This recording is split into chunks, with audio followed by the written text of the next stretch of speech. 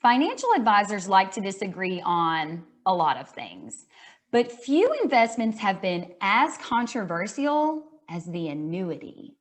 Annuities are where we take that lump sum of money and invest it for future regular payments. Those payments can start now, they can be deferred, they can be fixed where they don't fluctuate, or the black sheep of the family, they can be variable where they do actually fluctuate based on the underlying investments in the contract.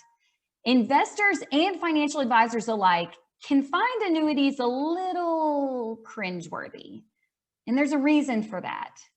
First and foremost, they can be extremely complex and often with an entire language of their own. First, you have to understand what the guarantees are in the contract. Is it tied to the performance of an investment? Then there's an additional layer based on how much you can participate in that return. Of course, there's a variety of expenses and payout options you have to decide from. They're often really hard to follow. They can typically carry something called a surrender period, where if you decide to leave the contract before a certain number of years has passed, you could have a major penalty. Some of these surrender periods can be 10 years long.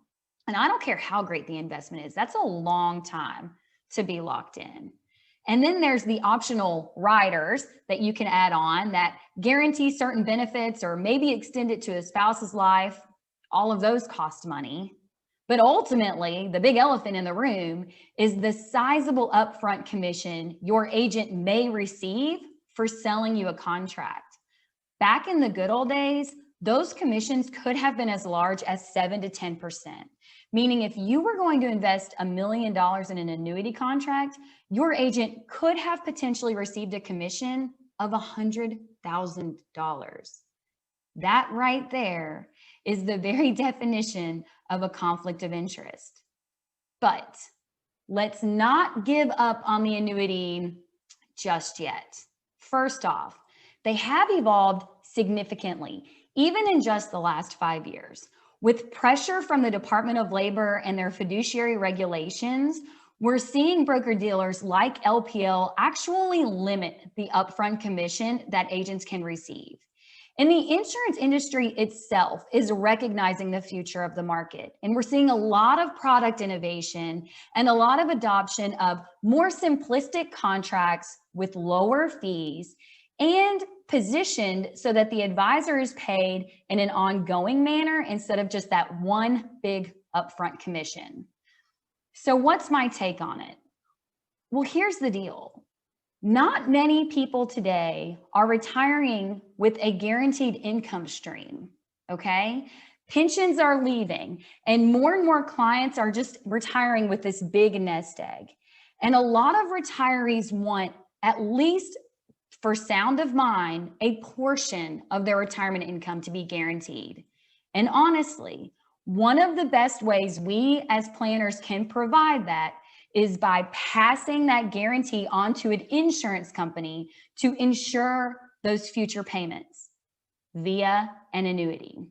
So there is a lot of annuity activity going on out there that I'm not particularly excited about, but I'm here to tell you, especially with the retirement plan industry now adopting this income for life idea, I think annuities are going to balloon. So here's what you as a retiree need to be thinking about if you're evaluating contracts. First and foremost, do you have any other guaranteed stream of income and do you want one? Because that would be one of the primary reasons, in addition to potentially some degree of capital preservation, that you would consider adding one of these into your overall portfolio. Look for simplicity. You do not have to understand the annuity contract in its entirety, but you need to understand it to a level where you have trust and confidence in it. Otherwise, you're going to try to run away in a few years. Look for a highly rated insurance company. This is the person you're asking to guarantee a portion of your retirement income. They need to be financially sound. Low fees. Yes, low fees. Be aware of the ongoing expenses inside the contract and carefully weigh what you're willing to pay for. You may be willing to pay a little bit more for more guarantees, and that's okay. You just need to evaluate your options. Finally, keep that surrender period short. It most likely will carry one, but again, you want to maintain flexibility in your retirement planning. And finally, prioritize what you want from this contract. When you go to speak to your CFP or your agent, be able to clearly communicate. Are you looking for a certain time period to be guaranteed? Are you looking for a certain payment to be guaranteed? Not all annuities are equal. In fact, they're all pretty different. So you can head off any confusion by clearly communicating what you want from this annuity contract. That's it for this week. This is Jeannie Fisher, the 401k Lady.